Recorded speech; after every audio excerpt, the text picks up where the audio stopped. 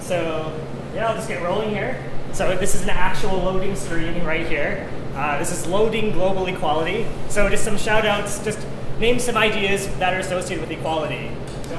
Justice. Okay, justice. So we understand that's justice, but we don't really know what it actually looks like. We don't understand what this means and what this looks like in the future.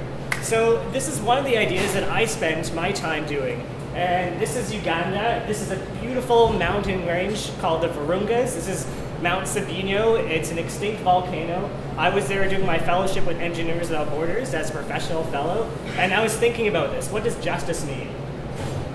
If you look over the volcano, you see this guy. Hands up who has a cell phone right now. Cell phone, hands up. All of our efforts have funded this man right here.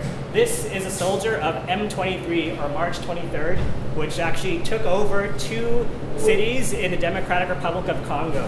And as a result, in any form of incursion or civil war, women are the collateral. This is a refugee camp right near that volcano that I was visiting. This is women exiting the DRC, most of whom were raped. And these things were really circulating. I didn't have any answers to these things. In fact, I came back to Canada with questions. So I went to Google, and I was just curious, how can I put this together? These are 2 trend maps of different kinds of memes and different kinds of ideas. The red is patriarchy, the blue is rape culture, both of which have been quite active over the last year. And looking at their history, we actually see that our purchasing decisions are very much rooted in patriarchy.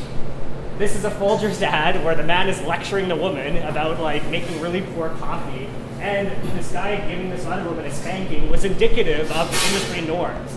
And has this really changed? Has anything gotten better? Not necessarily. Think of Unilever. Unilever is one of the largest confectionery and beauty product manufacturers and companies in the world. They actually own Dove and the Axe and Axe body spray, both of which have 2 completely contradicting messages. However, for Unilever, it's just money. These people right here, these are Republicans. They were really prominent in this past year's U.S. election. All of them had absolutely backwards and asinine remarks about rape and what it means for a woman to be raped. They actually believed, and you can quote this, that rape is natural and it's actually part of God's will or God's process. Likewise, Christine O'Donnell, who was one of the spokespeople for the Tea Party, talked about all of her perspectives on the Don't Ask, Don't Tell policy in her book, but when asked on live television whether she can defend these perspectives, she immediately declined and walked away. Bev Oda, probably one of the most controversial figures in Canadian public policy and at CEDA.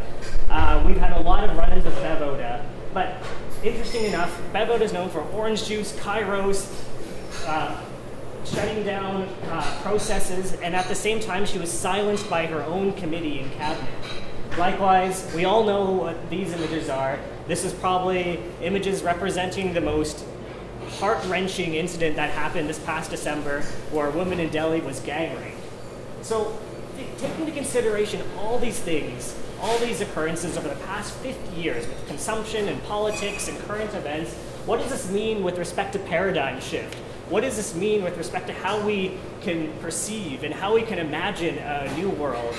What does this mean with respect to how we can invoke social change?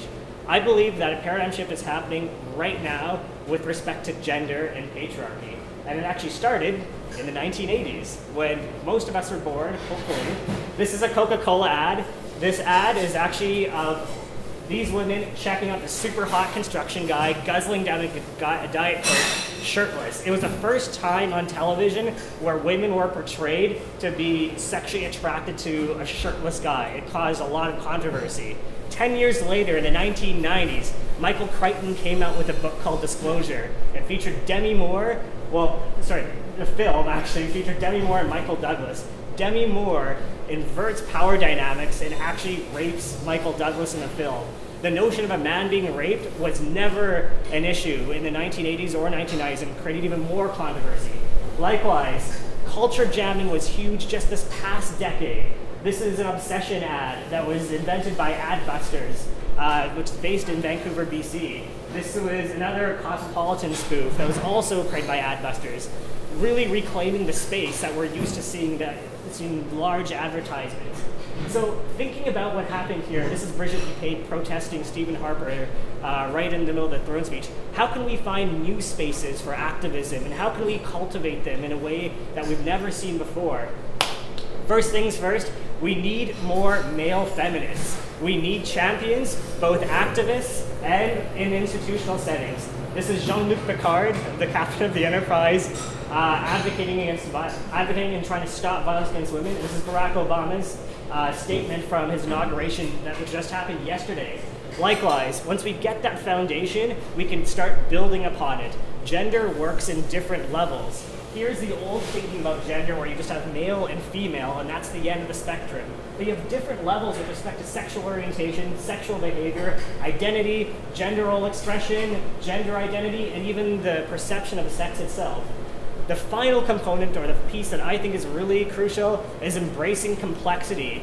Embracing complexity is so important, and I showed two stories of one where sex workers in India are actually doing very, very well, and another story of where they are actually part of a system that is very oppressive. Taking all this into consideration, taking everything that we know so far about ourselves and our society, I think another world is possible. I'm quoting Arundhati Roy, who's an Indian poet and writer. Another world is indeed possible, and on a quiet day, I can hear her breathing. Thank you.